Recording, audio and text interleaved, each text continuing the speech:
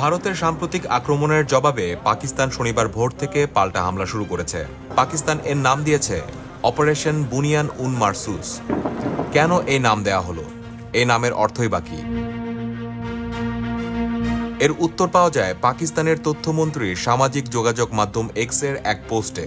সেখানে তিনি জানান, এই সামরিক অভিযান অপারেশন বুনিয়ান উন মারসুস নামটি নেওয়া হয়েছে পবিত্র কোরআনের একটি শব্দবন্ধ থেকে, যার অর্থ শক্তিশালী দেয়াল। পাকিস্তানের সামরিক বাহিনী সাংবাদিকদের এক বার্তায় জানায়, তারা বিয়াস এলাকায় একটি ব্রহ্ম ক্ষেপণাস্ত্রের মজুদ ধ্বংস করেছে। এছাড়া ভারতের পশ্চিমাঞ্চলীয় পাঞ্জাব প্রদেশের পাঠানকোট বিমান ঘাঁটি এবং ভারতীয় কাশ্মীরের উধমপুর বিমান ঘাঁটিতেও আঘাত আনা হয়েছে বলে জানানো হয়েছে।